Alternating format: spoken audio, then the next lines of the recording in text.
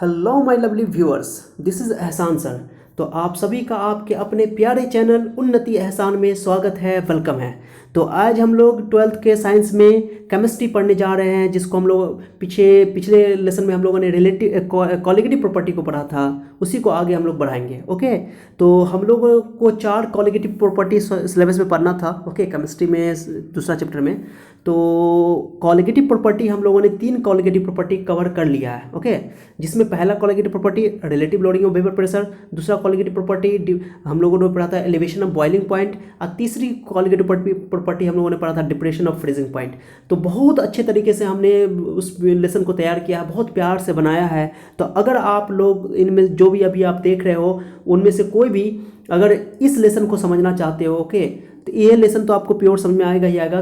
तो आप इससे पहले कॉलिगेटिव प्रॉपर्टी का इंट्रोडक्शन लेसन देख सकते हो, उसका 2-3 कॉलिगेटिव प्रॉपर्टी मैंने डाला है, उसको भी देख सकते हो। तो कॉलिगेटिव प्रॉपर्टी पे मैंने अभी तक 4 लेसन तैयार कर रखा है। ओके, तो मैं आप लोगों से पहले गुजारिश करूंगा, ओके, रिक्वेस्ट करूंगा कि पहले आप लोग वो 4 वीडियो को देख लो, 4 लेसन को देख लो आप लोग। अगर आपको सर्च करना है तो आप क्या करो, इस वीडियो के डिस्क्रिप्शन में जाओ, आपको मैं सारा लिंक दे दूंगा, वहाँ क्लिक करो, आप सीधे वहाँ पहुँच जाओगे।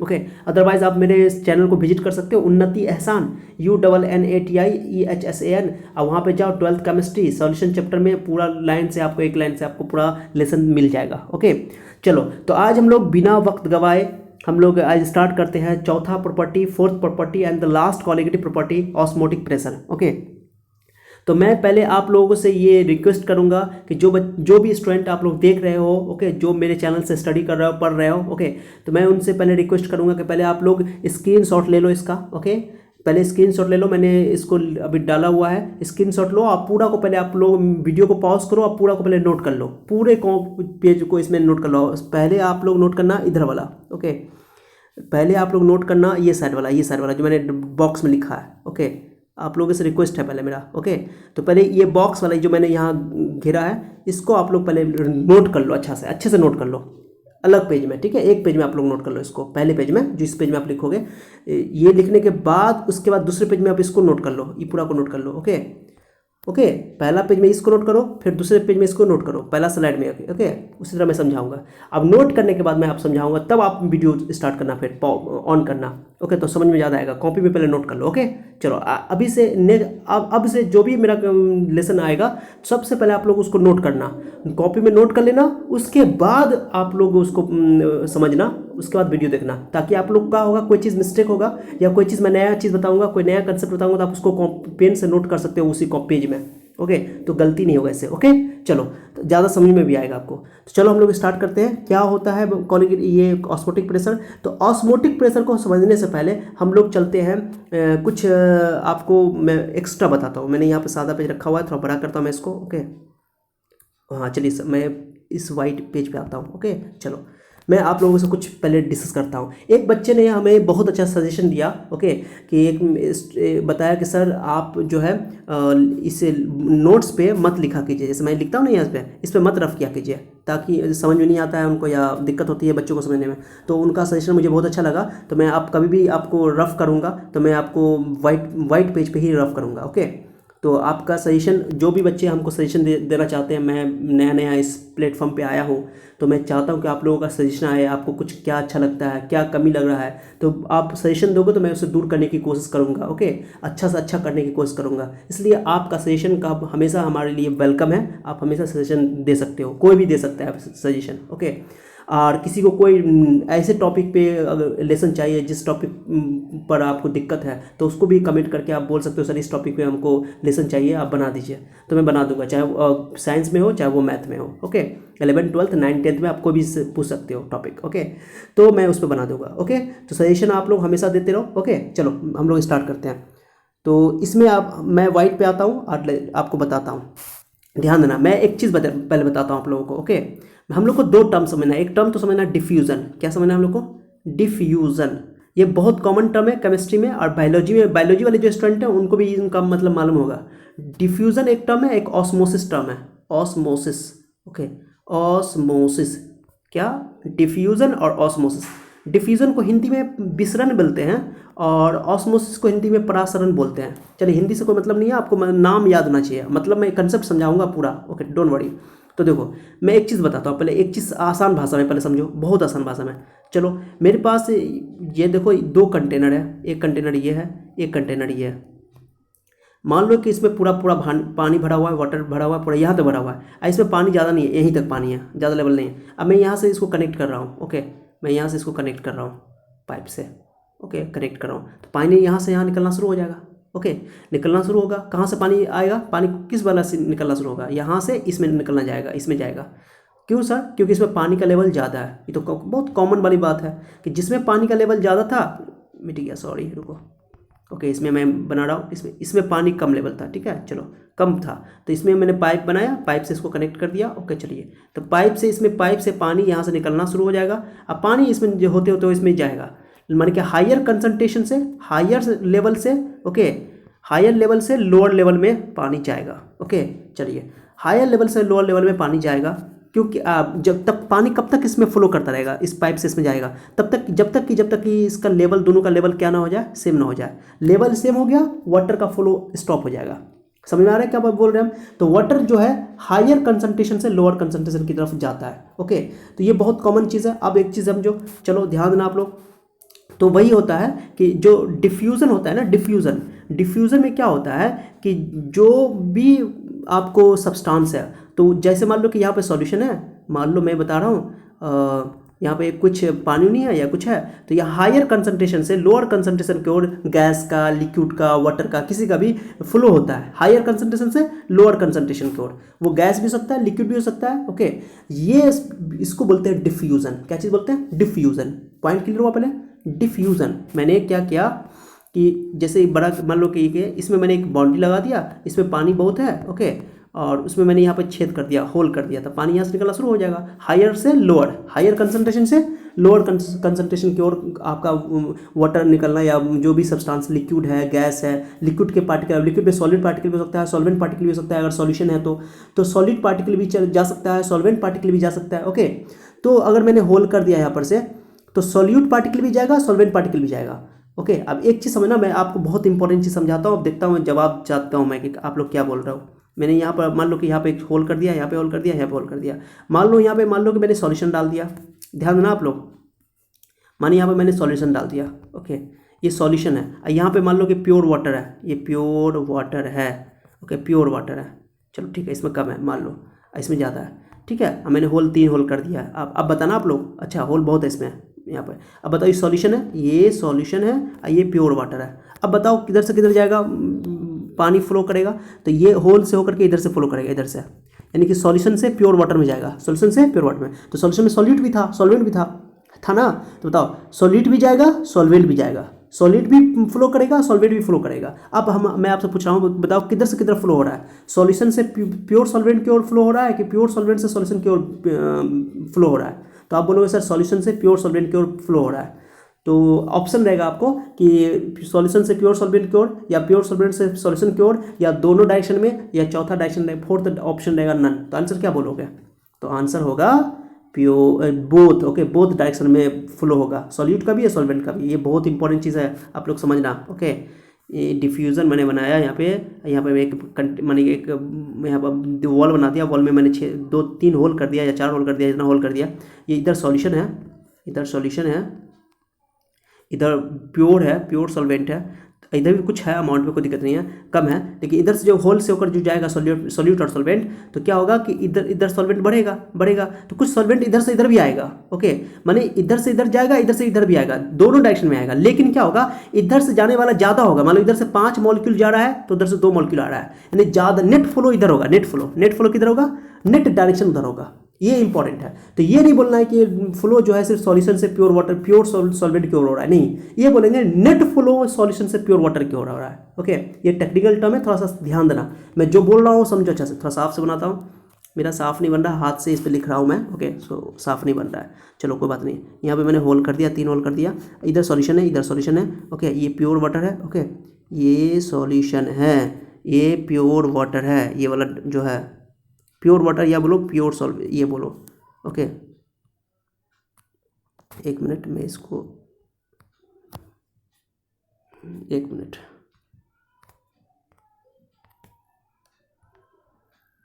एक मिनट चलिए मैं फिर से बनाता हूँ। ओके चलो,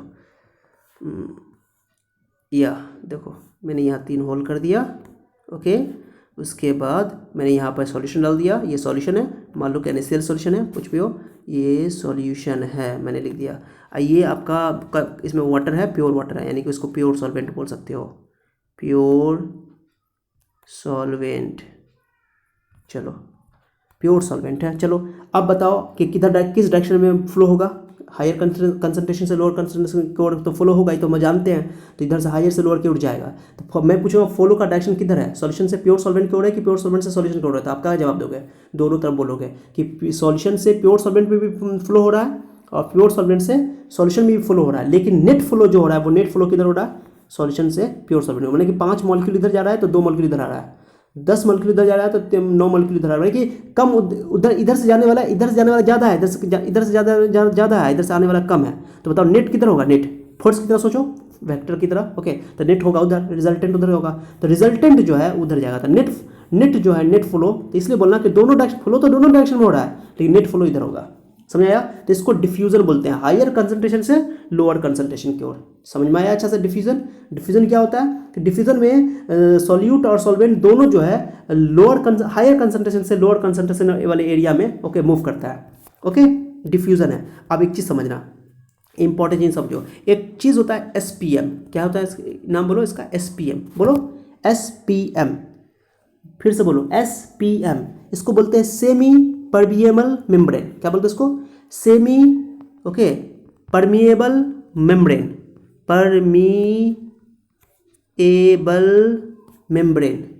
मेम्ब्रेन मैं लिख रहा हूँ यहाँ पर full form, semi permeable membrane. Okay, Hindi में बोलते हैं इसको आर्द्र या ये बोल सकते हो आप। ओके, अर्ध पारगम्य झिल्ली, हिंदी में बोलते हैं अर्ध पारगम्य झिल्ली। कहो सर हिंदी नहीं सुनाई है, फिर भी मैं बता दे रहा हूँ, कुछ बच्चों को जानकारी जरूरी होता है। अर्ध पारगम्य झिल्ली, सेमी मतलब आधा, अर्ध मतलब आधा। ओके, तो SPM क्या होता है ध्यान देना, बहुत इंपॉर्टेंट है। तो ये एक छोटी सी सीट होती है, फिल्म होती है, छोटा सा चदरा होता है बोल सकते हो। ओके, ऐसे छोटे छोटे होल होते हैं। ठीक है, जब भी इसको तुम बीच में लगा दो, जैसे मान लो मेरे पास ध्यान दो, ये बीच में मैंने ये मेरा जो मैंने यहाँ बनाया, ये सेमी परमिएबल मेम्ब्रेन है। ओके, ध्यान देना। अब यहाँ पर सॉल्यूशन है, ध्यान देना, मैं जो पूछ रहा हूँ ये सॉल्यूशन है, ये प्योर सॉल्वेंट है, ये प्योर सॉल्वेंट है। ओके चलो, ये सॉल्यूशन है।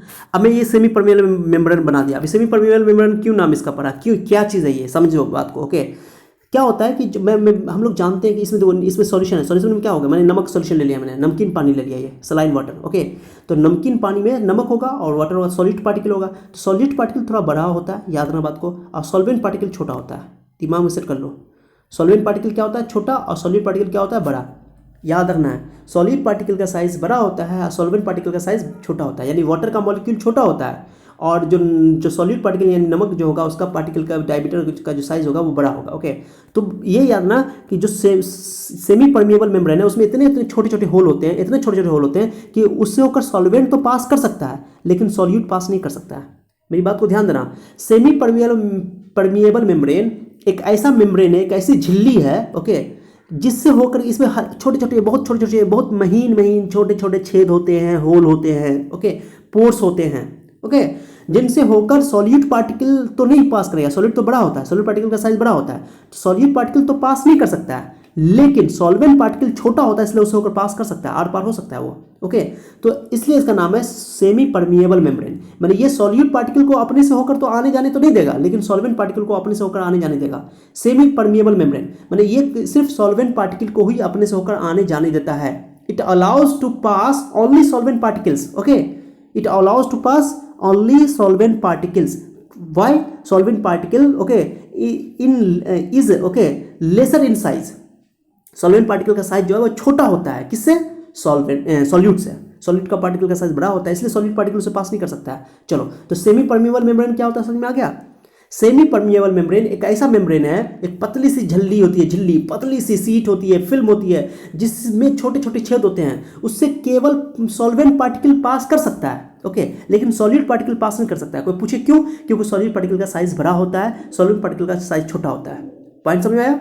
इसलिए SPM जो है सिर्फ और सिर्फ सॉल्वेंट पार्टिकल को अपने से होकर आने जाने की अनुमति देता है, इजाजत देता है, परमिशन देता है। ओके, लेकिन सॉलिड पार्टिकल को अपने से होकर आने जाने नहीं देता है। Point clear. चलो अब इंपॉर्टेंट मैं आपसे पूछ रहा हूँ, ध्यान देना, बहुत इंपॉर्टेंट है। चलो मैंने यहाँ पे ये जो मैंने बीच में जो लगाया है, बीच में ये बीच वाला लाइन, ओके, ये मैंने लगा दिया SPM, सेमी परमिएबल मेम्ब्रेन। कहो सर सेमी परमिएबल कैसा होता है बताइए। मैंने बोला एक झिल्ली होता है। मैं एग्जांपल देता हूँ, जैसे तुम लोग प्याज छीलते हो ना, प्याज को छीलो, प्याज के ऊपर प्याज को छीलने के बाद अंदर में एक पतली पतली सी झिल्ली होती है, पतला सा, उसी को SPM बोलते हैं। ओके, वो नेचुरल SPM है। अंडा को देखो, बॉयल किया हुआ अंडा है, अंडा के ऊपर एक ऊपर वाला करा वाला पार्ट हटाते हो, करा वाला पार्ट जिसको कैल्शियम, जो कैल्शियम कार्बोनेट का बना होता है, कैल्शियम फॉस्फेट का बना होता है, जो भी बोलो, हार्ड होता है वो, कैल्शियम कार्बोनेट का बना होता है। ओके, तो अंडा के ऊपरी वाला पार्ट को हटाओ, तो ऊपरी वाला पार्ट में तो अंदर में देखोगे तुम एक वाइट कलर का छोटा छोटा झिल्ली होगा, झिल्ली टाइप का, उसी झिल्ली को बोलते हैं SPM, सेमी परमिएबल मेम्ब्रेन। तो बहुत बहुत पतला होता है वो, और उसमें बहुत छोटे छोटे छेद होते हैं, उससे होकर सॉल्वेंट पार्टिकल तो आर पार हो सकते हैं, लेकिन सॉलिड पार्टिकल आर पार नहीं हो सकते हैं। समझ में आया SPM क्या होता है। Okay, semi permeable membrane. चलो, झिल्ली, अर्ध पारगम्य झिल्ली, आधा, सेमी क्यों नाम पड़ा, क्योंकि ये कुछ ही को अलाउ करता है। ओके, सेलेक्टेड है ये। ओके, मैंने कुछ को ही अलाउ करता है, सॉल्वेंट को तो आने जाने देता है, लेकिन सॉलिड को अपने से आने जाने नहीं देता। चलो, तो मैंने यहाँ पर समझाया। चलो, ये आपका हो गया एक ये कंटेनर। इस कंटेनर मैंने कि इसको काके एक सेमी परमिएबल लगा के इसको अलग कर दिया। इसमें सॉल्यूशन है, मान लो इधर सॉल्यूशन है, ये सॉल्यूशन वाला साइड है। आइए मैंने इधर प्योर सॉल्वेंट ले लिया, प्योर सॉल्वेंट, सिर्फ सॉल्वेंट है। अब बताओ, ये सॉल्वेंट है इसमें, अब बताओ इसमें इसमें जो है क्या होगा बताओ, इसमें बताओ। मैं इस सॉल्यूशन में क्या है, सॉल्यूशन में क्या है, एक चीज़ बताना, इस सॉल्यूशन का कंसंट्रेशन ज़्यादा है, अब प्योर सॉल्वेंट का कंसंट्रेशन कम है। प्योर सॉल्वेंट का मतलब क्या होगा, इसमें सॉल्यूट नहीं है बिल्कुल, यानी कि ये डाइल्यूट है, बिल्कुल डाइल्यूट है, बोल सकते हो कि बिल्कुल है ही नहीं इसमें सॉल्यूशन। कंसंट्रेटेड सॉल्यूशन का मतलब क्या होता है, कंसंट्रेटेड सॉल्यूशन का मतलब है कि उसमें सॉल्यूट का अमाउंट ज़्यादा है। एक डाइल्यूट सॉल्यूशन का मतलब होता है ये कंसंट्रेटेड सॉल्यूशन है, ये वाला ये सॉल्यूशन में लिखा है, ये कॉन्क है, कंसंट्रेटेड है, ये डाइल्यूट है, दिल। ओके, दिल समझा, दिल समझते हो ना। ओके गुड, डाइल्यूट होता है। तो जिस सॉल्यूशन में सॉल्यूट की मात्रा बहुत कम हो, अमाउंट बहुत कम हो, उसको बोलते हैं डाइल्यूट सॉल्यूशन। इसको प्योर सॉल्वेंट की तरह हम लोग ट्रीट करते हैं यहाँ पे। ओके, प्योर सॉल्वेंट मैं बोल रहा हूँ या डाइल्यूट सॉल्यूशन बोलो, तुम चलेगा, सॉल्वेंट भी बोल सकते हो, डाइल्यूट सॉल्यूशन भी बोल सकते हो। एक कंसंट्रेटेड सॉल्यूशन, कंसंट्रेटेड सॉल्यूशन का मतलब अमाउंट ऑफ सॉल्यूट ज़्यादा है। ओके, तो बताओ इसमें अमाउंट ऑफ सॉल्यूट ज़्यादा है, इसमें अमाउंट ऑफ सॉल्यूट कम है। देखो, इसमें अमाउंट ऑफ सॉल्यूट ज़्यादा है, इसमें अमाउंट ऑफ सॉल्यूट कम है। अब बताओ सॉल्यूट किधर से किधर जाएगा, इधर से इधर जाएगा कि इधर से इधर जाएगा, जल्दी बताओ, जल्दी बताओ। न तो सॉल्यूट इधर से इधर जाएगा, न तो इधर से इधर आएगा। पूछो क्यों सर, क्योंकि ये जो है, ये जो लंबा वाला बीच में लगाए हुए हैं हमने, ये बीच में लगाया क्या है, ये SPM है। SPM क्या है ये बोलो, SPM, सेमी परमिएबल मेम्ब्रेन, क्योंकि इससे होकर सॉल्यूट पार्टिकल पास नहीं कर सकता है। मैंने अभी बताया कि सेमी परमिएबल मेम्ब्रेन अपने से होकर सॉल्यूट को आने जाने नहीं देगा, आने जाने की अनुमति नहीं देगा। न तो इधर से इधर सॉल्यूट जाएगा, न तो इधर से इधर सॉल्यूट जाएगा, बात खत्म, सॉल्यूट तो नहीं जाएगा। पॉइंट क्लियर हो गया।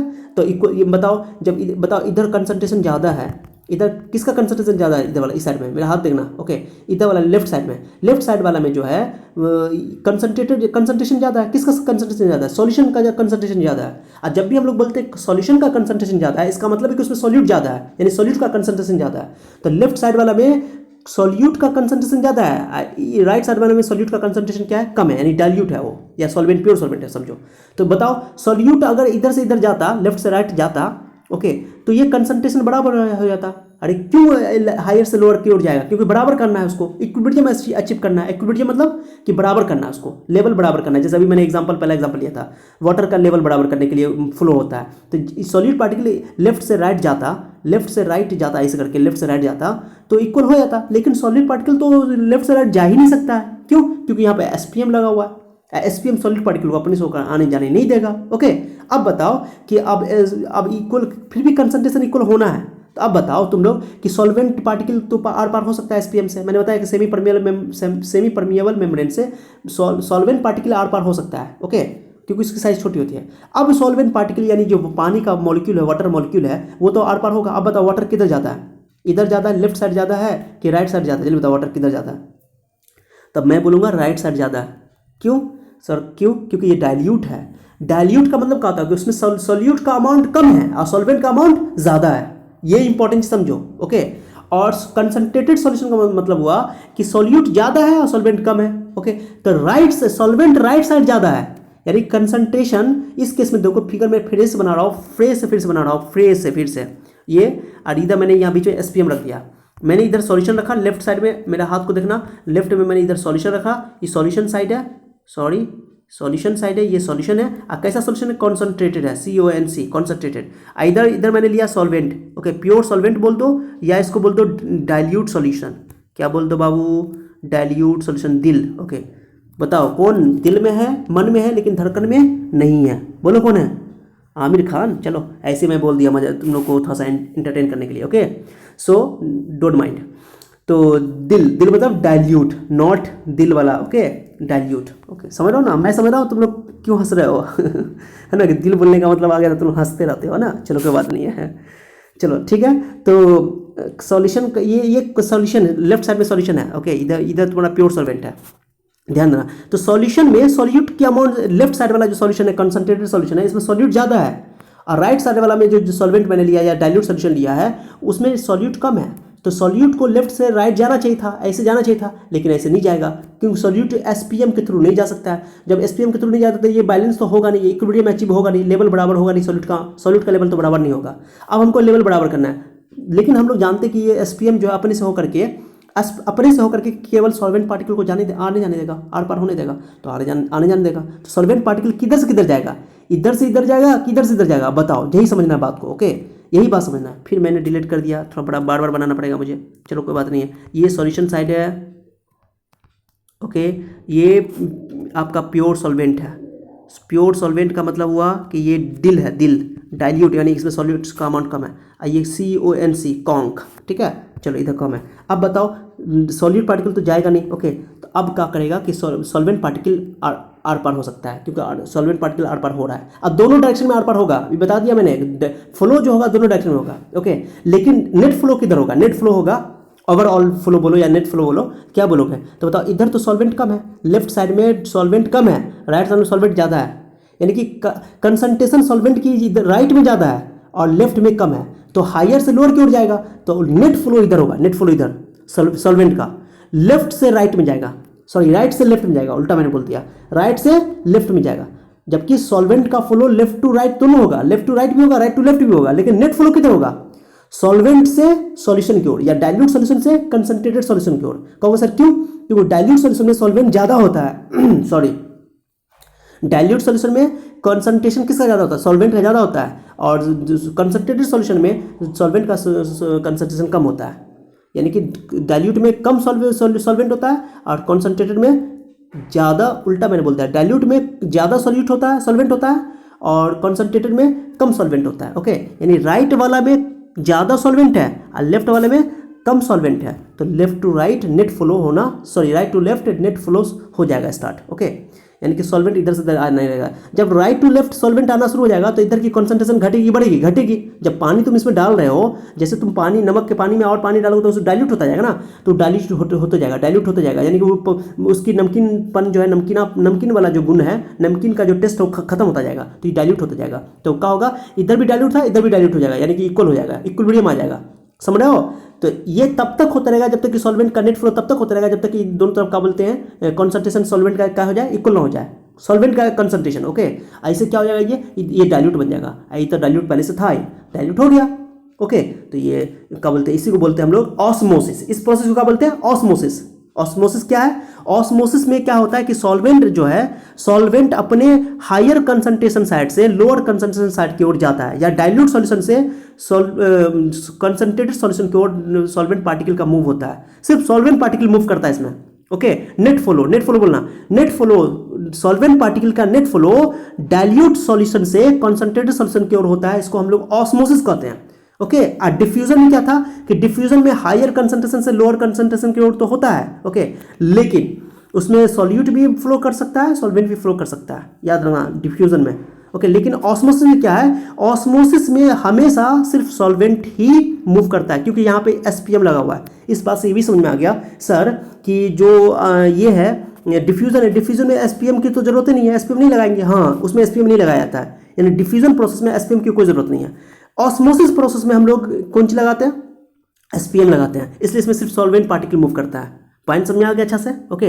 तो सॉल्वेंट पार्टिकल किधर से? हायर कंसंट्रेशन से लोअर, तो कभी भी मूव करेगा हायर कंसंट्रेशन से लोअर कंसंट्रेशन की ओर ही मूव करेगा हमेशा, लेकिन बोलने का तरीका सुनो कि ये इसको बोलेंगे कि हायर कंसंट्रेशन ऑफ सॉल्वेंट, माने सॉल्वेंट जो है अपने हायर कंसंट्रेशन से लोअर कंसंट्रेशन की ओर मूव कर रहा है। लेकिन इसको ऐसे भी बोल सकते हैं क्योंकि इधर सॉल्यूशन कैसा है, डाइल्यूट है। डाइल्यूट का मतलब क्या हुआ, लोअर कंसंट्रेशन। सॉल्यूशन का इधर क्या है, माने सॉल्यूट का लोअर कंसंट्रेशन है। दो डेफिनेशन कई तरह की किताब में लिखा हुआ ऑस्मोसिस का, बच्चे कंफ्यूजन होते हैं, कभी लिखा हुआ हायर टू लोअर और कभी लिखा हुआ लोअर टू हायर। तो तुम जब हायर टू लोअर कंसंट्रेशन बोलोगे तो सॉल्वेंट के लिए बोलोगे सॉल्वेंट जो है हायर से लोअर की ओर मूव कर रहा है, या ऐसे बोलो लोअर से हायर मूव कर रहा है तो लोअर सॉल्यूशन से बोलोगे, लोअर सॉल्यूशन से। ओके, तो बोलोगे लोअर सॉल्यूशन यानी सॉल्यूट से, लोअर सॉल्यूट से हायर सॉल्यूट की ओर, या लोअर कंसंट्रेशन ऑफ सॉल्यूट से हायर कंसंट्रेशन ऑफ सॉल्यूट की ओर सॉल्वेंट का मूव होता है। ओके, इधर कैसे सॉल्यूट है, सॉल्यूट इधर कम है, इधर सॉल्यूट ज्यादा है, तो इसको बोलेंगे कि इधर सॉल्यूट का कंसंट्रेशन कम है, तो इसको बोलेंगे लोअर कंसंट्रेशन ऑफ सॉल्यूट,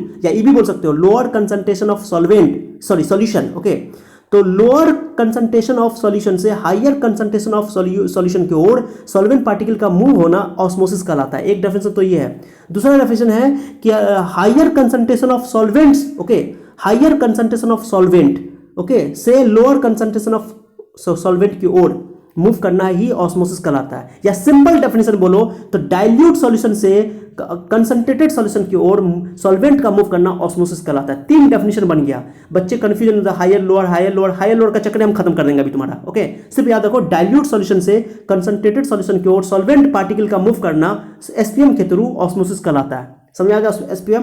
तो उम्मीद करते हैं बहुत लंबा लेक्चर मैंने दे दिया, बहुत एक एक बात को बताया मैंने। कोई डाउट होगा पूछना मुझसे, वीडियो को पॉज करना, पीछे रिवाइंड करना, देखना। मैं आता हूँ अपने मुद्दे पे। ओके, चलो फिर से आता हूँ मैंने पीछे वाला अपने इस पे पेज पे, सॉरी। चलो आ जाओ, अब मैं डिफ्यूजन ऑफ इस पे आ जाता हूँ, डेफिनेशन पे। एक एक बात समझ में आ गया होगा। चलो डिफ्यूजन को देख लो अब अच्छा से आप लोग। देखो डिफ्यूजन मेरे डिफ्यूजन ऑस्मोसिस में डिफरेंस एग्जाम में पूछा जाता है, मैंने ये लिखा हुआ है। देखो डिफरेंस एग्जाम में पूछा जाता है। डिफरेंस प्लीज आप लोग डिफरेंस को देख लेना। ओके, देखो डिफ्यूजन क्या है, डिफ्यूजन में SPM is not required, SPM की कोई जरूरत नहीं है। चलो एसपीएम क्या होता है मैंने बता दिया, सेमी परमिएबल मेम्ब्रेन। ओके, जो सॉल्वेंट पार्टिकल को अपने से होकर तो आने जाने की अनुमति देता है, लेकिन सॉलिड पार्टिकल को अपने से होकर आने जाने की अनुमति नहीं देता है। क्यों? क्योंकि सॉलिड पार्टिकल का साइज बड़ा होता है, सॉलिड पार्टिकल का साइज छोटा होता है। Okay, you always remember, okay, you should remember. चलो, और उसके बाद याद रखना डिफ्यूजन जो है, ये बात को मैं समझाता हूँ फिर से, डोंट वरी, इसको समझाऊंगा मैं कि डिफ्यूजन को स्टॉप नहीं कर सकते हम लोग किसी भी चीज़ करके। डिफ्यूजन को स्टॉप नहीं कर सकते हैं, ना स्टॉप कर सकते हैं, ना रोक सकते हैं, रिवर्स कर सकते हैं, ना उल्टा कर सकते हैं। ओके, हायर से हमेशा लोअर की ओर ही फ्लो करेगा ये। बट ऑस्मोसिस को स्टॉप किया जा सकता है, उल्टा भी किया जा सकता है। सर कैसे किया जा सकता है सर, हाउ? तो मैं इसको जवाब देता हूँ थोड़ा देर में, डोंट वरी। ओके, उसी को बोलते हैं रिवर्स ऑस्मोसिस। अभी हम लोग पढ़ने वाले हैं आरओ। ओके, जिसको हम लोग आरओ केंट कहते हैं, जो हम लोग पानी पीते हैं, तो वही उसी पर उस प्रिंसिपल पे काम करता है। चलो क्लियर हो गया। डिफरेंस एग्जाम में पूछा जाता है, बोर्ड एग्जाम में, कि डिफ्यूजन और ऑस्मोसिस में डिफरेंस बताओ। उसके बाद डिफ्यूजन में सॉल्यूट एंड सॉल्वेंट दोनों मूव करता है। Okay, higher concentration to lower concentration, लेकिन इसमें सिर्फ सॉल्वेंट मूव करता है। कौन मूव करता है? सॉल्वेंट। लेकिन सॉल्वेंट कैसे मूव करता है? हायर से नहीं, lower concentration to higher concentration of solution. Solution के लिए बोलना। Okay, lower concentration to higher concentration of solution, मतलब क्या कि जिधर सॉल्यूशन का कंसंट्रेशन कम होगा उधर से स्टार्ट होगा, नेट फ्लो होगा किधर? लोअर कंसंट्रेशन ऑफ सॉल्यूशन से हायर कंसंट्रेशन ऑफ सॉल्यूशन का ओर। यानी जिधर सॉल्यूट कम होगा और जिधर सॉल्यूट ज़्यादा होगा, कम वाले सॉल्यूट से अधिक सॉल्यूट की ओर मूव करेगा सॉल्वेंट। सॉल्यूट कभी मूव नहीं करेगा, सॉल्यूट हमेशा सॉल्वेंट ही मूव करेगा ऑस्मोसिस में। दिमाग में सेट कर लेना। 3 अंतर, बहुत अंतर से मैंने लिख दिया। नीचे मैंने ऑस्मोसिस के बारे में, सॉरी, सेमी परमेबल मेम्ब्रेन के बारे में लिख दिया, देख लो। It allows to pass solvent molecules only through them. It allows to pass solvent molecules only through them. वो अपने से होकर केवल solvent पार्टिकल को ही अपने से होकर पास करने होने देगा। ओके, कुछ एसपीएम सेमी परमेबल मेम्ब्रेन थोड़ा जो नेचुरल होता है, जो कि नेचुरल है, नेचर के थ्रू दिया गया है, जैसे कि पिग्स ब्लैडर है, पिग्स ब्लैडर, पार्चमेंट, एनसाइड में दोनों दिया हुआ, याद कर लेना एज इट इज, समझने की जरूरत नहीं करना। Outer peel of boiled egg, अंडा के ऊपरी का जो ऊपर वाला पार्ट हटा के पतला झिल्ली बचता है उसको बोलते हैं outer peel of boiled egg. Peel मतलब छिलका बोल सकते हो। इनर पील ऑफ अनियन, प्याज के छिलका जो होता है, छिलका के नीचे जस्ट एक पतला वाला लेयर होता है, बोल रहा था मैंने इससे पहले। तो ये सब है natural SPM, semi permeable membrane, झिल्ली। ओके, झिल्ली बोलते हैं हिंदी में।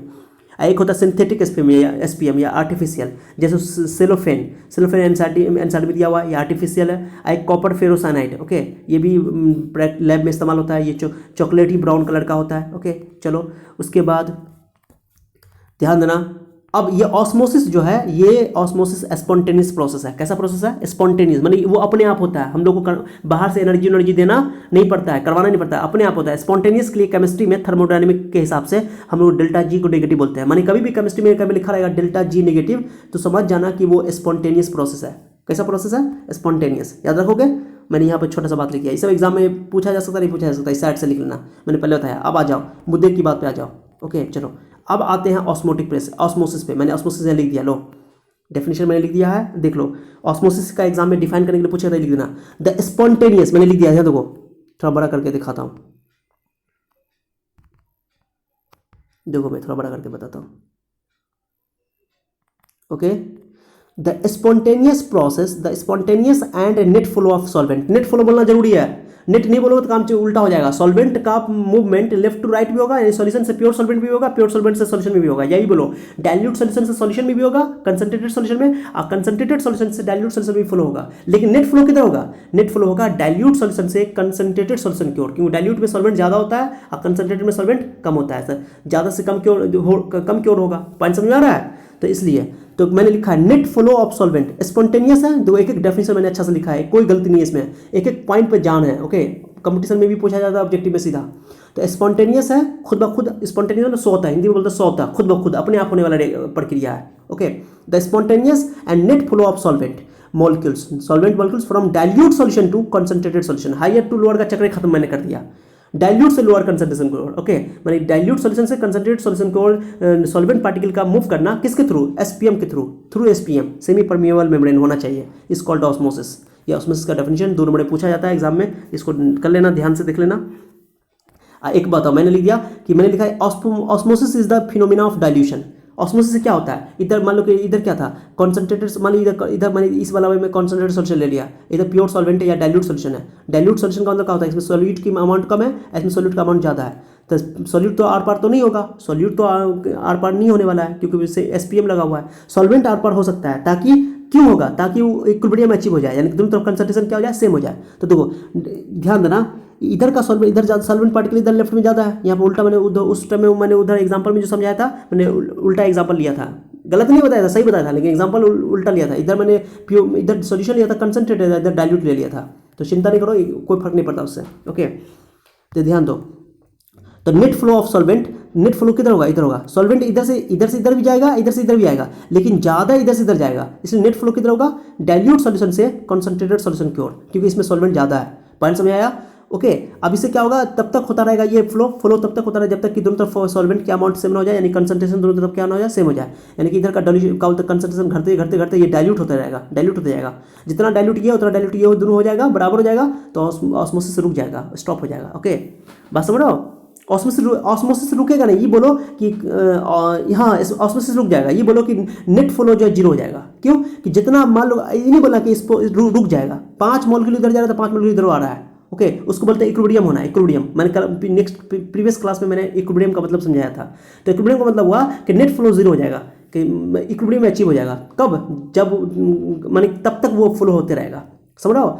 तो नेट फ्लो सॉल्वेंट का किधर होगा? डाइल्यूट सॉल्यूशन से कंसंट्रेटेड सॉल्यूशन की ओर। ओके, तब तक होते रहेगा फ्लो, नेट फ्लो, जब तक कि दोनों इक्विलिब्रियम पे ना आ जाए। इक्विलिब्रियम का मतलब क्या हुआ? कि नेट फ्लो 0 हो जाए, यानी कि जितना 5 इधर जा रहा है 5 इधर आ जाए, तो उसको बोलते हैं इक्विलिब्रियम। ओके, तो यानी कि दोनों ये डाइल्यूशन होता रहेगा। तो ऑस्मोसिस का एक लाइन में डेफिनेशन बोल सकते हो, ऑब्जेक्टिव में भी आ सकता है कि ये ऑस्मोसिस जो है वो एक घटना है, एक प्रक्रिया है डाइल्यूशन करने की, डाइल्यूट करने की फिनोमिना है। ओके, उसके बाद दूसरा देखो, नीचे मैंने लिखा है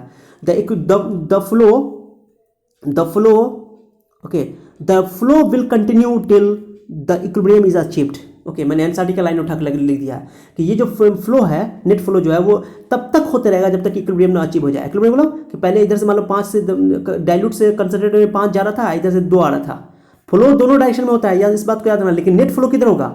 डाइल्यूट से कंसंट्रेटेड की ओर, सॉल्वेंट ही मूव करेगा। मैंने बता दिया, इंपॉर्टेंट, एक एक बात को ध्यान देना, सॉल्वेंट मूव नहीं करेगा। ओके, उसके बाद तब तक होता रहेगा फ्लो जब तक कि दोनों तरफ का कंसंट्रेशन हो जाए, सेम ना हो जाए, यानी कि दोनों मान लो सॉल्वेंट 5 इधर जा रहा है 5 इधर आएगा, तो उसको बोलते हैं इक्विलिब्रियम। ओके, ये भी पॉइंट नोट करना। तो उम्मीद करते हैं कि पूरी बात क्लियर हो गई, एक एक बात समझ में आ गया होगा आप लोगों को। ओके, मैंने यहाँ पर पूरा अच्छा से ऑस्मोसिस के बारे में लिख दिया है। अब आ जाओ ऑस्मोटिक प्रेशर पे। चलो अब आते हैं रिलेटिव मैंने कोलिगेटिव प्रॉपर्टी पे।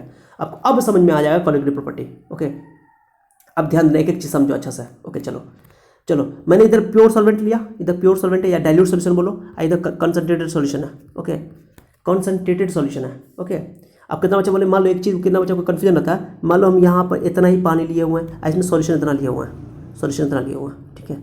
अब बताओ किधर मूव करेगा ये, बताओ जल्दी। पानी मैंने पूरा भरा हुआ है यहाँ तक, इतना तक भरा हुआ है, अब यहाँ तक पानी इसमें है। ये पानी जो है नमकीन पानी है, ये वाला राइट वाला, क्योंकि सॉल्यूशन है, सलाइन वाटर, नमकीन पानी, सलाइन वाटर इसको हिंदी में बोलते हैं खारा पानी। ओके, खारा पानी मतलब कि नमकीन पानी जो समुद्र का पानी होता है, ठीक है। चलो एक एक बात को समझो। उसके बाद इधर वाला जो है आपका प्योर सॉल्वेंट है, यानी कि वाटर है, यानी कि इधर वाला राइट लेफ्ट वाला। ओके, अब बताओ तुम, मैं कह रहा हूँ कि इसमें इतना ही पानी है, इतना ही पानी है, इसमें पूरा भरा हुआ है, तो पानी किधर किधर फ्लो होगा, बताओ जल्दी जल्दी, फ्लो किधर होगा। तो ये मत बोलना कि सर इधर से इधर फ्लो होगा, लेफ्ट राइट टू लेफ्ट होगा, गलत बोल दोगे तो ओके गलत हो जाएगा। ये मत बोलना कि सर राइट टू लेफ्ट होगा। अरे ये जो है, जो मैंने SPM लगाया है, सेमी परमेबल मेम्ब्रेन लगाया है, सेमी परमेबल मेम्ब्रेन से सिर्फ वाटर ही फ्लो कर सकता है। क्या कर सकता है? अब वाटर इधर इधर तो तुम्हारा प्योर सॉल्वेंट है, प्योर सॉल्वेंट में प्योर सॉल्वेंट है तो इधर सॉल्वेंट ज़्यादा है, इधर तो कंसंट्रेटेड सॉल्यूशन है, यानी सॉल्वेंट इधर कम है, पानी इसमें कम है, नमक की वजह से ना लेवल उसका वॉल्यूम ज़्यादा है। ओके, तो इसमें पानी कम है, वाटर कम है इसमें, लेकिन इसमें वाटर ज़्यादा है, तो वाटर इधर से इधर नेट फ्लो इधर होगा, नेट फ्लो किधर होगा, नेट फ्लो बोलना, फ्लो तो दोनों डायरेक्शन में होगा, नेट फ्लो इधर से इधर होगा। तो बच्चा लोगों को समझ में आता है सर ये कम से ज़्यादा की ओर कैसे फ्लो कर रहा है, अरे क्यों नहीं करेगा, इधर सॉल्वेंट ज़्यादा है ना, क्योंकि ये कौन सा डाइल्यूट है, यानी कि प्योर सॉल्वेंट है, इधर सॉल्वेंट कम है क्योंकि इधर ये सॉल्यूशन है, सॉल्यूशन में क्या बोलते हैं नमक भी तो है। ओके, तो इधर पानी कम है इसलिए इधर से इधर नेट फ्लो होगा, पॉइंट समझ आया, इसी को तो ऑस्मोसिस कहते हैं। ओके, तो ये चूंकि सॉल्वेंट क्यों मूव कर रहा है, क्योंकि सॉल्वेंट SPM से सिर्फ सॉल्वेंट ही आर पार हो सकता है, पॉइंट समझ में आ गया। चलो अब मान लो कि जैसे जैसे सॉल्वेंट इधर से मूव करेगा, मेरी बात सुनना, सॉल्वेंट इधर से इधर मूव करेगा, सॉल्वेंट इधर से इधर मूव करेगा। ओके, तो क्या होगा कि मैंने इस पिस्टन लगा दिया, मैंने पिस्टन, मैंने समझो पिस्टन जो धक्का लगाने वाला होता है, जैसे कि तुम देखते हो सिरिंज जो होता है सुई देने वाला, इंजेक्शन देने वाला, उसको पिस्टन बोलते हैं। मैंने पिस्टन लगा दिया, पिस्टन फ्री है, मूव कर रहा है। अब जैसे जैसे तुम क्या बोलते इधर जैसे जैसे क्या बोलते ये SPM लगा दी, जैसे जैसे पानी इधर तुम्हारा ये सॉल्वेंट पार्टिकल इधर बढ़ता जाएगा, इधर राइट में, इधर से लेफ्ट टू राइट जाएगा, इधर सॉल्वेंट पार्टिकल बढ़ता जाएगा, तो क्या होगा, क्यों जा रहा है इधर से इधर धकेला जा रहा है, वो धकेला, ये फोर्स लगा रहा है, ये प्रेशर लगा रहा है अंदर की ओर प्रेशर लगा रहा है, तो ये पिस्टन क्या होगा, ऊपर उठेगा, पिस्टन और ऊपर जाएगा, तो पिस्टन पे एक प्रेशर लग रहा है जिसको हम लोग बोलते हैं प्रेशर। ओके, प्रेशर लग रहा है उस पर। अब हम क्या करेंगे, ध्यान देना बात को, जितना प्रेशर ये इधर से क्या बोलते हैं, इधर से ये सॉल्वेंट पार्टिकल अंदर जा करके धक्का लगा रहा है, राइट लेफ्ट टू राइट जा रहा है, धक्का लगा रहा है, प्रेशर लगा रहा है, ये पिस्टन ऊपर जा रहा है, क्योंकि वॉल्यूम बढ़ेगा तो पिस्टन ऊपर जा रहा है, तो पिस्टन को हम रोक के रखेंगे, मान लो उतना जितना प्रेशर से नीचे से इधर लग रहा है, मान लो इधर से इधर, मान लो कि 2 पास्कल लग रहा है प्रेशर, मान लो, तो मैंने क्या किया, 2 पास्कल से ऊपर से नीचे लगा दिया। ये 2 पास्कल किधर किसके वजह से लगा, इस सॉल्वेंट पार्टिकल जो इधर से इधर जा रहा था वो लगा रहा था। ओके, समझ रहे हो, इसमें नमक जितना ज़्यादा होगा, यानी कि सॉल्यूट पार्टिकल जितना ज़्यादा होगा उतना ज़्यादा सॉल्वेंट पार्टिकल इधर से इधर ज़्यादा जाएगा। तो पूछो क्यों, क्योंकि सॉल्वेंट पार्टिकल ज़्यादा होगा तो इसमें पानी इसमें कम होगा तो इधर से वाटर ज़्यादा जाएगा, सॉल्वेंट पार्टिकल ज़्यादा जाएगा, जितना ज़्यादा जाएगा उतना प्रेशर इस पर ज़्यादा लगेगा। पॉइंट समझ रहे हो, अब प्रेशर ज़्यादा लगेगा तो पिस्टन ऊपर ज़्यादा जाएगा, पिस्टन ऊपर ज़्यादा जाएगा तो वॉल्यूम बढ़ता जाएगा। पॉइंट समझ रहे हो, तो अब मैं क्या कर रहा हूँ, ऊपर से हाथ लगा करके पिस्टन को मैं रोक रहा हूँ, ऊपर से प्रेशर लगा के, जितना प्रेशर इधर से लग रहा है 2 पास्कल लग रहा है, तो मैं भी उधर से 2 पास्कल लगा दे रहा हूँ। ठीक है, अब 2 पास्कल लगा कर उसको रोक दिया, मैंने रोक दिया। अब रोक दिया तो क्या हुआ कि इधर से सॉल्वेंट पार्टिकल अब क्या बोलते हैं जाना बंद हो जाएगा, नेट फ्लो नहीं होगा, नेट फ्लो 0 होगा। मैंने अब क्या होगा कि 2, अब तो उसका लेवल नहीं बढ़ेगा, अब 2 इधर से इधर जा रहा था, 2 भी इधर से इधर आएगा, बस समझ रहे हो, यानी कि फ्लो तो दोनों डायरेक्शन में होगा लेकिन नेट फ्लो 0 होगा। अब इसका वॉल्यूम नहीं बढ़ेगा, यानी कि ऑस्मोसिस रुक जाएगा, इसको बोलेंगे ऑस्मोसिस रुक गया, नेट फ्लो 0 यानी ऑस्मोसिस रुक गया। तो जितना इस पर प्रेशर पिस्टन पे इतना मिनिमम कम से कम बाहर से प्रेशर लगाया जाए जिससे ऑस्मोसिस रुक जाए उसको बोलते हैं ऑस्मोटिक प्रेशर। डेफिनेशन क्लियर हो गया, वह मिनिमम प्रेशर जो सॉल्यूशन पे लगाया जाए, किस पे लगाया जाए, सॉल्यूशन साइड पे। ओके, सॉल्यूशन पे लगाया जाए जिसकी वजह से ऑस्मोसिस रुक जाए। ऑस्मोसिस रुकने का मतलब क्या हुआ, इसका मतलब ये नहीं कि फ्लो रुक जाएगा, फ्लो होता रहेगा, सॉल्वेंट पार्टिकल इधर से इधर जाएगा, इधर से इधर जाएगा, लेकिन जितना इधर से इधर जाएगा उतना इधर से इधर भी आएगा, बराबर जाएगा, तो ऑस्मोसिस तो नहीं होगा, नेट फ्लो तो 0 हो गया। ओके, ऑस्मोसिस नहीं होगा, इसको बोलेंगे नेट फ्लो 0 यानी ऑस्मोसिस रुक गया। ऑस्मोसिस रुक गया किस प्रेशर पे, इस प्रेशर पे जिसको हम दबा के रखे हुए ऊपर से, जितना प्रेशर पर हम ऑस्मोसिस को रोक दिया उस प्रेशर को बोलते हैं osmotic pressure. The minimum pressure, 2 definition लिखा हुआ है, the minimum pressure applied on the solution, solution पे लगाना है, किस पे, ध्यान देना, सॉल्वेंट पे नहीं लगा देना, सॉल्यूशन पे लगाना है। ओके, क्या कि रिवर्स ऑस्मोसिस की नेट फ्लो इधर हो रहा है, तुमको प्योर सॉल्वेंट से हो रहा है सॉल्यूशन साइड की ओर, या डाइल्यूट से कंसंट्रेटेड सॉल्यूशन की ओर। ओके, तो इधर से इधर आ रहा है, तो इसी को तो हमको रोकना है कि नेट फ्लो जीरो हो जाए। तो प्रेशर लगा देंगे, अब प्रेशर ऊपर जावे नहीं करेगा तो क्या बोलते हैं, और ऑस्मोसिस रुक जाएगा। तो जिस प्रेशर पे ऑस्मोसिस रुक जाता है उसको ऑस्मोटिक प्रेशर बोलते हैं। The minimum pressure applied on the solution to stop the osmosis is called osmotic pressure. Clear हो गया? ऑस्मोटिक प्रेशर को पाई से लिखते हैं, कैपिटल पाई से, याद रखना बात को, ठीक है? समझ में आ गया? ये प्रेशर ज़्यादा कब होगा, जितना इसमें मान लो इसमें जितना नमक ज़्यादा होगा तो सॉल्वेंट उतना कम होगा, पानी उतना कम होगा, तो इधर से पानी ज़्यादा जाएगा, जितना ज़्यादा पानी जाएगा प्रेशर उतना ज़्यादा ऊपर लगेगा, तो ऊपर से भी ज़्यादा प्रेशर लगाना पड़ेगा। कि ये बात समझ में आ रहा है कि जो ऑस्मोटिक प्रेशर है वो डिपेंड करता है नंबर ऑफ सॉलिड पार्टिकल्स पे। किस पे डिपेंड करता है? नंबर ऑफ सॉलिड पार्टिकल्स पे। अब मैंने पहले ये बताया रखा है, डिटेल से क्लियर कर रखा है कि कोलिगेटिव प्रॉपर्टी जो भी होते हैं वो सारे कोलिगेटिव प्रॉपर्टी का ये खासियत है कि वो नंबर ऑफ सॉलिड पार्टिकल पर डिपेंड करते हैं। तो नंबर ऑफ सॉलिड पार्टिकल जितना ज़्यादा होगा ऑस्मोटिक प्रेशर जितना ज़्यादा होगा। पिछला 3 हम लोगों ने कोलिगेटिव प्रॉपर्टी जो पढ़ा, वो पिछला 3 कोलिगेटिव प्रॉपर्टी सब डिफरेंस पे आधारित था, डिफरेंस था, अंतर था। Relative loading of vapour pressure, elevation of boiling point, difference of freezing point, सब डिफरेंस था, लेकिन डिफरेंस नहीं है, प्योर नंबर है, न्यूमेरिकल वैल्यू है, ठीक है? समझ आ गया? तो जितना प्रेशर मिनिमम प्रेशर लगाओगे जिससे ऑस्मोसिस रुक जाए, ऑस्मोसिस रुक जाएगा मतलब क्या हुआ कि जितना इधर से फ्लो कर रहा होता है इधर फ्लो बराबर फ्लो करे, ओके? तो उसको हम लोग बोलेंगे ऑस्मोसिस रुक गया, तो उसको बोलते हैं, उस प्रेशर को बोलते हैं ऑस्मोटिक प्रेशर। समझ आ गया? ऑस्मोटिक प्रेशर डिपेंड करेगा किस पे? कितना सॉलिड पार्टिकल सॉल्यूशन में है, ओके? याद ना, ऑस्मोटिक प्रेशर वो प्रेशर है जो कि सॉल्यूशन पे लगाया गया है। किस पे लगाया गया? सॉल्यूशन पे। याद ना बात को, कंफ्यूज नहीं होना। सॉल्यूशन साइड पर मिनिमम प्रेशर लगाया गया, जितना मिनिमम प्रेशर, ओके, जिससे ऑस्मोसिस रुक जाए उसको बोलते हैं ऑस्मोटिक प्रेशर। मेरे साथ एक बार रिपीट करो। सॉल्यूशन साइड पर लगाया गया वह मिनिमम प्रेशर जिससे ऑस्मोसिस रुक जाता है उसको हम लोग ऑस्मोटिक प्रेशर कहते हैं। ऑस्मोटिक प्रेशर इस सॉल्यूशन अमाउंट ऑफ सॉलिड पर डिपेंड करता है। अब अमाउंट ऑफ सॉलिड यानी कंसंट्रेशन, सॉलिड का कंसंट्रेशन पर डिपेंड करेगा। जितना ज़्यादा कंसंट्रेशन इधर होगा सॉल्यूशन का, सॉलिड का, ओके, यानी सॉल्यूशन का, तो सिंपल सा बात है कि हमको उतना ज़्यादा प्रेशर लगाना पड़ेगा, क्योंकि उतना ही ज़्यादा इधर से सॉल्वेंट आना शुरू हो जाएगा, तो प्रेशर ज़्यादा लगेगा। समझ आया बात को? अब ये बताओ, इंपॉर्टेंट समझना, बहुत इंटरेस्टिंग है। तो ये पहले समझ लो अच्छा से, मैं आगे बताता हूँ। ये अभी समझ लो, बात का मैं चक्कर छोड़ दूंगा, ओके? मैंने अब क्या हुआ कि पाई लगा दिया, मैंने इस पर पाई लगा दिया, पाई मतलब ऑस्मोटिक प्रेशर। तो अब 5 गो मॉलिक्यूल, एक मॉलिक्यूल इधर गया तो एक मॉलिक्यूल इधर आएगा, सॉल्वेंट मॉलिक्यूल, यानी सॉल्वेंट मॉलिक्यूल की फुल होने का संख्या बराबर है दोनों तरफ। मतलब ये अभी ऑस्मोसिस नहीं हो रहा है कि नहीं हो रहा है? नहीं हो रहा है, क्योंकि ऑस्मोसिस रुक गया है, इतना मिनिमम प्रेशर लगा दिया गया है। तो 5 मॉलिक्यूल और इधर से इधर जा रहा है, तो 5 मॉलिक्यूल इधर से इधर भी आ रहा है, सॉल्वेंट मॉलिक्यूल, ओके?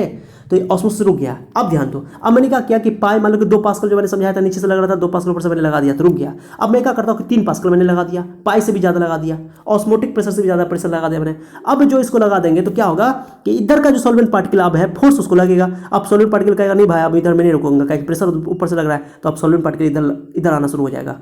अब जो है, अब इधर से 5 जा रहा था, तो अब इधर से 8 आना शुरू हो जाएगा। मैंने अब नेट फ्लो किधर हो गया? नेट फ्लो स्टार्ट हो गया इधर, ध्यान देना, बहुत इंपॉर्टेंट है। नेट फ्लो इधर से इधर होना शुरू हो गया, सॉल्यूशन साइड से प्योर सॉल्वेंट की ओर नेट फ्लो शुरू हो गया। जब प्रेशर पाई से ज़्यादा हो जाएगा, प्रेशर जब पाई से ज़्यादा हो जाएगा तो नेट फ्लो सॉल्यूशन साइड से प्योर सॉल्वेंट की ओर हो जाएगा, जिसको रिवर्स ऑस्मोसिस कहते हैं। जब प्योर सॉल्वेंट से सॉल्यूशन की ओर फ्लो कर रहा था तो उसको ऑस्मोसिस कह रहे थे, लेकिन जब प्रेशर ऑस्मोटिक प्रेशर से ज़्यादा लगा देंगे हम तो क्या होगा कि सॉल्यूशन साइड से प्योर सॉल्वेंट की ओर सॉल्वेंट का नेट फ्लो स्टार्ट हो जाएगा, जिसको हम लोग कहेंगे रिवर्स ऑस्मोसिस, ओके? अब इसका क्या मतलब है सर? तो देखो, इसमें क्या था, ये नमक था, नमकीन पानी था, इधर प्योर वाटर था। अब समझना बात को, नमकीन पानी था। अब क्या होगा, नमकीन पानी बोलो या गंदा पानी बोलो, ओके? नमकीन पानी तो हम लोग नहीं पीते हैं, ना पी सकते हैं नमकीन पानी। समुद्र का पानी तो पी सकते हो, नहीं पी सकते हो, समुद्र का पानी खारा पानी होता है। नमकीन पानी पीने से प्यास और बढ़ता है, घटता नहीं है, ओके? और बढ़ जाता है। और उसका जवाब देते हैं अभी, रुको। तो क्या होगा, नमकीन पानी में बहुत सारा नमक है, ओके? तो क्या होगा कि जब हम प्रेशर ऑस्मोटिक प्रेशर से ज़्यादा लगा देंगे यहाँ पे, तो क्या होगा कि इधर का पानी जो निकल के इधर से इधर आना शुरू हो जाएगा। अब इधर जो नमक है या गंदा है, कुछ भी मिट्टी उट्टी है, कुछ भी है, तो वो तो इधर जा नहीं सकता, सिर्फ पानी जाएगा तो पानी यहाँ से निकल जाएगा, इधर आ जाएगा, पानी सब इधर आएगा, तो प्योर वाटर इधर बच जाएगा, प्योर वाटर बच जाएगा। इसी को रिवर्स ऑस्मोसिस कहते हैं, आरओ बोलते हैं। जो केंट होता है हमारा, जो हम लोग घर में केंट पानी पीने वाला लगाते हैं, आरओ केंट, वही इसी प्रोसेस पे काम करता है, इसको रिवर्स ऑस्मोसिस कहते हैं। तो रिवर्स ऑस्मोसिस कब होगा? पहली बार ये समझो, ऑस्मोसिस में क्या होता है कि नेट फ्लो होता है प्योर सॉल्वेंट से सॉल्यूशन की ओर, या ये बोल सकते हो डाइल्यूट सॉल्यूशन से कंसंट्रेटेड सॉल्यूशन की ओर। लेकिन रिवर्स ऑस्मोसिस कब होता है? जब ऑस्मोटिक प्रेशर, पहले तो ऑस्मोटिक प्रेशर समझो, ऑस्मोटिक प्रेशर बहुत मिनिमम प्रेशर है जिस पर ऑस्मोसिस रुक जाता है। पहला पॉइंट। और जब प्रेशर ऑस्मोटिक प्रेशर से ज़्यादा हम लगा देंगे तो नेट फ्लो जो है सॉल्यूशन साइड से वो प्योर सॉल्वेंट की ओर शुरू हो जाएगा। ओके, अब इधर का पूरा पानी निकल के वाटर मॉलिक्यूल इधर जमा हो जाएगा। ओके, जमा हो जाएगा तो वाटर अलग हो जाएगा, प्योर वाटर अलग हो जाएगा, तो मेरे लिए अच्छी बात है, उसको रिवर्स ऑस्मोसिस बोलेंगे। तो रिवर्स ऑस्मोसिस कब होता है? जब ऑस्मोटिक प्रेशर से ज़्यादा प्रेशर लगाते हैं। समझ आ गया? इसका मैंने डेफिनेशन लिख दिया नीचे, देखो बहुत इंपॉर्टेंट है बोर्ड एग्जाम के पॉइंट ऑफ व्यू से। तो मैंने रिवर्स ऑस्मोसिस का डेफिनेशन नीचे लिख दिया है, उसको आप लोग देख लो यहाँ पर अच्छा से। रिवर्स ऑस्मोसिस, RO क्या बोलते हैं इसको? RO बोलते हैं, आरोकेंट भैया, reverse osmosis. When the applied pressure on the solution is, कहाँ पे? सॉल्यूशन साइड पे प्रेशर लगाना है। सॉल्यूशन पे लगाया गया प्रेशर और ऑस्मोटिक प्रेशर से ज़्यादा होगा तो रिवर्स जो ऑस्मोसिस जो है रिवर्स हो जाएगा, यानी कि सॉल्यूशन साइड से प्योर सॉल्वेंट की ओर सॉल्वेंट का मूव कर नेट फ्लो शुरू हो जाएगा, नेट फ्लो। ओके, तो when the applied pressure on the solution, pressure हमेशा सॉल्यूशन पे लगाना है, is more than the osmotic pressure, then the solvent molecules will move from okay solution area to pure solvent area. Okay, माने कि वो move किधर से शुरू करेगा? सॉल्यूशन एरिया से मूव करेगा सॉल्वेंट एरिया की ओर। Okay, will move from solution area to pure solvent area which is called reverse osmosis. It is used to purify the water. इसका इस्तेमाल वाटर को प्यूरिफाई करने में किया जाता है। इसी सिद्धांत का इस्तेमाल वाटर को प्यूरिफाई करने में, जल को शुद्ध करने में किया जाता है। समझ आ गया? बहुत ईजी समझा। रिवर्स ऑस्मोसिस 2 नंबर में पूछा जाएगा क्वेश्चन, इसको नोट कर लेना अच्छा से एक एक करके। ओके, चलो तब ऑस्मोटिक प्रेशर पे आते हैं। ऑस्मोटिक प्रेशर समझा दिए। ऑस्मोटिक प्रेशर किस पे डिपेंड करता है साहब? देखो इसका भी तुम लोग स्क्रीनशॉट लेना, नोट कर लेना पूरा अच्छा से, उसके बाद बात करता हूँ मैं। और आगे देखो ऑस्मोटिक प्रेशर में तो रिवर्स ऑस्मोटिक, पहले ऑस्मोटिक प्रेशर से पूरा लिख लेना, तब रिवर्स ऑस्मोसिस लिख लेना। ओके, देखो जो तुमको जैसे समझ में आता है, जिस तरह समझ में आता है उस तरह नोट करो। समझने के बाद ना तुम किसी तरह भी लिख सकते हो। समझे? चलो, तो मैंने बोला था कि ऑस्मोटिक प्रेशर किस पे डिपेंड करता है? कंसंट्रेशन पे। तो कंसंट्रेशन मैंने सी लिख दिया, ये कंसंट्रेशन मोलारिटी होता है यहाँ पे।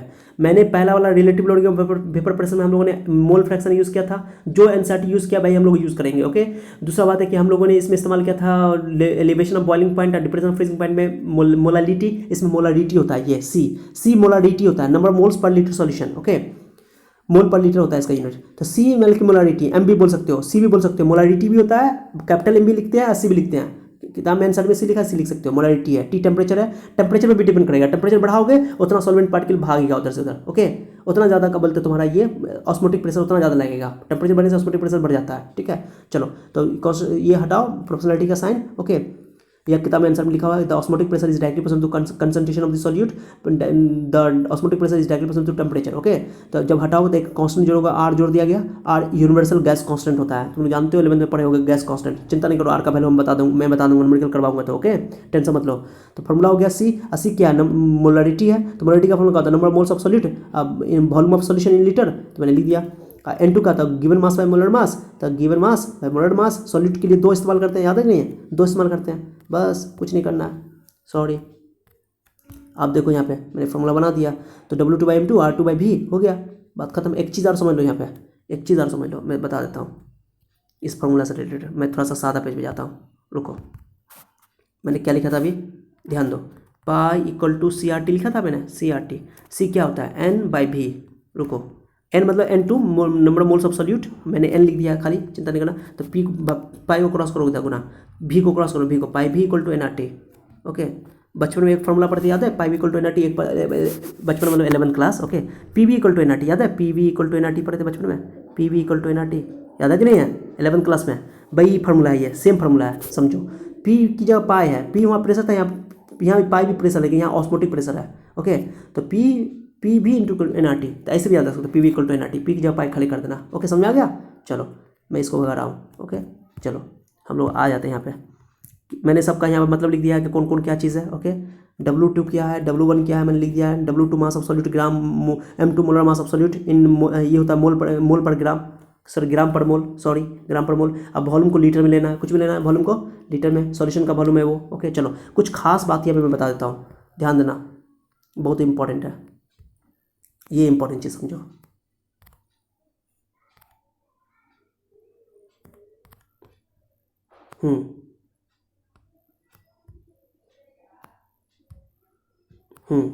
चलो, तो क्या है आइसोटोनिक सॉल्यूशन? यहाँ पे स्टार देखो, यहाँ पर आइसोटोनिक सॉल्यूशन।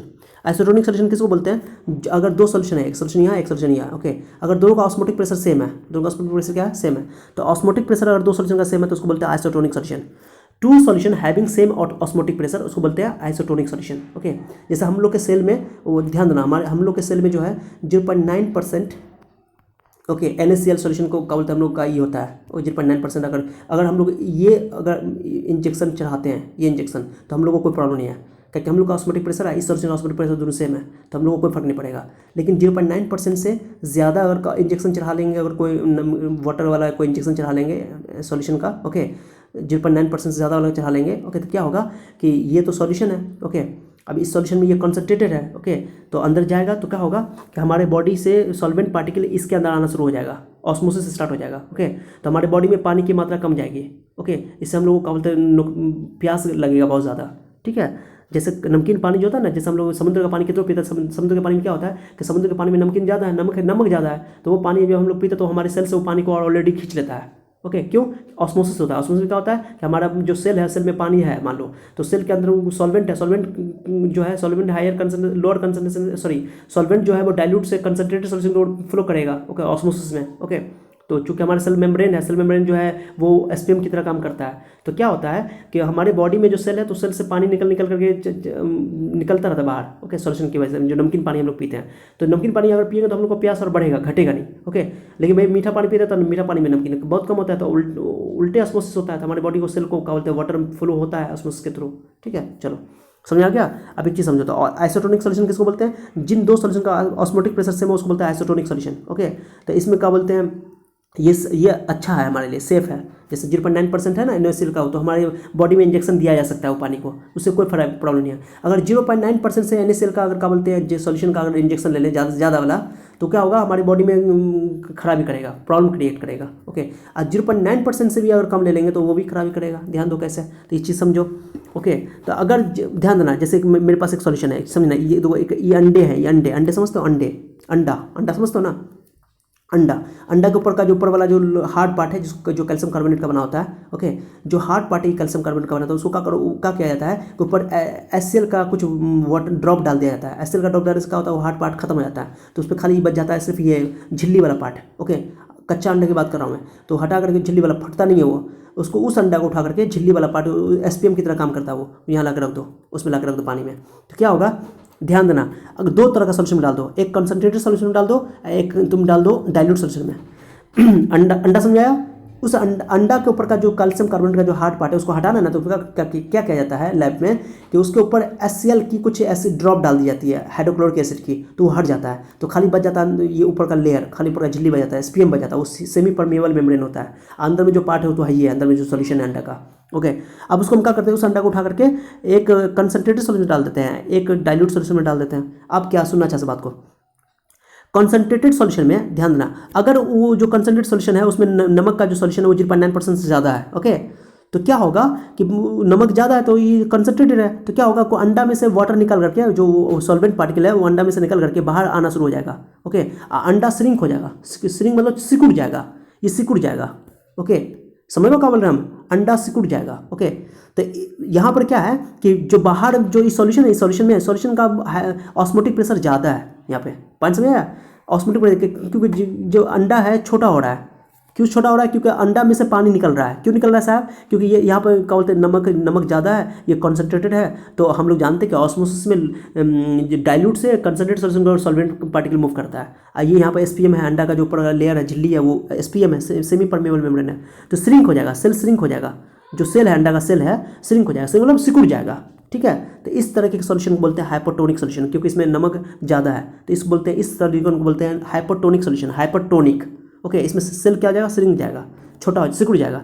इसमें तो वही अंडा को मैंने डाइल्यूट सॉल्यूशन डाल दिया, तो डाइल्यूट सॉल्यूशन उल्टा होगा, क्योंकि अंडा के अंदर सॉल्वेंट पार्टिकल मान के अंडा के अंदर क्या बोलते हैं सॉल्यूशन ज़्यादा है, मान के वो सॉल्यूशन ज़्यादा है, इसमें डाइल्यूट है, डाइल्यूट तो का उल्टा अंडा के अंदर पानी जाना शुरू हो जाएगा, अंडा के अंदर पानी जाना शुरू हो जाएगा। जब अंडे के अंदर पानी जाना शुरू हो जाएगा, सेल के अंदर पानी जाना शुरू हो जाएगा, तो अंडा फूल जाएगा, स्वेल हो जाएगा, सेल इज स्वेल, सेल फूल जाएगा, स्वेल हो जाएगा, स्वेल मतलब फूलना, फूल जाएगा तो अंडा हो सकता है, फूट सकता है, ब्रस्ट कर सकता है, ओके। इस तरह के इसमें क्या हुआ कि इस सॉल्यूशन, इसमें अंडा के अंदर मान के मैंने एरो नहीं दिया, तुम लोग एरो बनाने, जैसे यहाँ बाहर का एरो ना, इसमें अंदर की ओर जाएगा पानी, अंदर की ओर एरो बना लेना तुम लोग फिगर में, ठीक है। इसमें बाहर की ओर आ रहा है, इसमें अंदर की ओर, तो इसमें बाहर ये जो सॉल्यूशन है ना, इसमें अंडा सिकुड़ जा रहा है, इसमें अंडा फूल जा रहा है क्योंकि पानी अंदर की ओर जा रहा है, ठीक है। तो इसमें इसका ऑस्मोटिक प्रेशर ज़्यादा है, इसका ऑस्मोटिक प्रेशर कम है, तो इसको बोलते हैं हाइपोटोनिक सॉल्यूशन है। तो ये जिसका ऑस्मोटिक प्रेशर ज़्यादा होता है उसको बोलते हैं हाइपोटोनिक, और जिसका कम होता है उसको बोलते हैं हाइपोटोनिक। तो ये बताइए दोनों सॉल्यूशन में किसका ज़्यादा सॉल्यूशन है, इसका ये हाइपोटोनिक है, ये हाइपोटोनिक है। तो हाइपरटोनिक में क्या होता है कि अंडा सिकुड़ माने कि सेल सिकुड़ जाता है, और हाइपोटोनिक में क्या होता है कि सेल फूल जाता है। समझ आया? ये कब होता है वो भी मैंने बता दिया, ठीक है। हाइपोटोनिक समझ आया? जैसे मान लो पाई 1 पाई 2 के बराबर है। पाई 1 मतलब ऑस्मोटिक प्रेशर एक सॉल्यूशन का आसपास दूसरे सॉल्यूशन का ऑस्मोटिक प्रेशर के बराबर है, आइसोटोनिक सॉल्यूशन। अगर एक सॉल्यूशन का आसपास ऑस्मोटिक प्रेशर दूसरे ऑस्मोटिक प्रेशर से ज़्यादा है तो जिसका ज़्यादा उसको बोलेंगे हाइपोटोनिक, है जिसका कम है उसको बोलेंगे हाइपोटोनिक। पॉइंट समझ आया? तो एक एक बात मैंने क्लियर कर दिया। उम्मीद करते हैं कि लेसन थोड़ा लंबा हो रहा है लेक्चर, लेकिन मैंने एक एक बात को आपको समझा दिया है। ओके, अब ये क्लियर हो गया कंसेप्ट। अब मैं लास्ट वाला टॉपिक पे न्यूमेरिकल चलता हूँ, न्यूमेरिकल पे आता हूँ। न्यूमेरिकल मैंने फार्मूला लिख दिया है। ओके, मैंने यहाँ पर डब्बा में मैं फार्मूला लिख दिया हूँ, पूरा को फार्मूला को देख लो। ओके, यहाँ पर आर रूट सबका, आर का वैल्यू आपको दिया रहेगा, आर का वैल्यू इतना होता है देख लेना। जनरली आंसर में यही आपको इस्तेमाल पड़ेगा, 0.0821 ये वाला इस्तेमाल करना है हमेशा। इसको कैलकुलेशन करने के लिए लगभग ये इस्तेमाल करना है। जो कंपटीशन के बच्चे देख रहे हो वो उनके लिए फ़ायदेमंद है। बी बोर्ड के बच्चों के लिए ज़्यादा न्यूमेरिकल नहीं आता है, टेंशन मत लेना। तो ये पूरे वैल्यू को 1/12 ले रख सकते हो कैलकुलेशन के पॉइंट ऑफ व्यू से सॉल्व करने के लिए। वॉल्यूम को हमेशा लीटर में लेना अगर ये वैल्यू इस्तेमाल करना है तो। टेम्परेचर हमेशा केल्विन में लेना। आप प्रेशर हमेशा एटीएम में आएगा या बार में आएगा, बार भी बोल सकते हो एटीएम के बदले में। एटीएम और बार का वैल्यू लगभग बराबर होता है, ठीक है, लगभग। आर का वैल्यू एक एसआई सिस्टम में ये होता है, एसआई सिस्टम में। ओके, तो ये इसको लगभग तुम्हें ये लेना, लेकिन ये तब इस्तेमाल करना जब वॉल्यूम मीटर क्यूब में दिया रहेगा। ओके, और टेम्परेचर केल्विन में हमेशा लेना। आप इसमें प्रेशर जो आएगा पास्कल में आएगा, तो ये तो इस्तेमाल ही नहीं पड़ेगा एनसीईआरटी में, तुमको चिंता मत करो, ये इस्तेमाल पड़ेगा। मैं उस पर क्वेश्चन करवा के दिखाता हूँ। ओके, चलो देखो एनसीईआरटी में क्वेश्चन है 7 ये तुमको एनसीईआरटी में क्वेश्चन में 10 एग्जाम्पल है, एग्जाम्पल 1 10 तो देख लेना। उसमें वॉल्यूम दिया हुआ 200 सेंटीमीटर क्यूब। ओके, एग्जाम्पल तुम तो पहले क्वेश्चन पढ़ लेना तुम लोग। ओके, इस पे ऑस्मोटिक प्रेशर पे एनसीईआरटी का, तो 200 सेंटीमीटर क्यूब दिया हो तो उसको मैंने लीटर में पहले कन्वर्ट कर दिया। मैंने लिख दिया यहाँ पे कैसे बदला, 1 मीटर क्यूब में 1000 लीटर होता है। ओके, मैंने बता दिया, आप लोगों को ध्यान दे लेना। ओके, तो लीटर में पहले 1000 से भाग कर दिया। पॉइंट में टेम्परेचर 300 केल्विन क्वेश्चन में दिया हुआ है, देख लेना तुम लोग। आर का वैल्यू तो हम लोग जानते हैं 1/12 मैंने अप्रॉक्सीमेटली ले लिया है, और 1/2 ग्राम मास ऑफ सॉल्यूट दिया हुआ था। ओके, अब ऑस्मोटिक प्रेशर भी दिया हुआ था। अब मैं मोलर मास निकालूंगा, मैंने बताया था कोलिगेटिव प्रॉपर्टी का इस्तेमाल मोलर मास के लिए निकालने में किया जाता है। तो W2 का वैल्यू 1.26, आर का वैल्यू 1/12 लिख दो, और 300 केल्विन टेम्परेचर, पाई का वैल्यू रखा हुआ यहाँ पर रख दिया मैंने। अब ध्यान देना, यहाँ पे थोड़ा बड़ा कर रहा हो गया, समझना अच्छा से यहाँ पे। ओके, एक एक चीज़ समझो।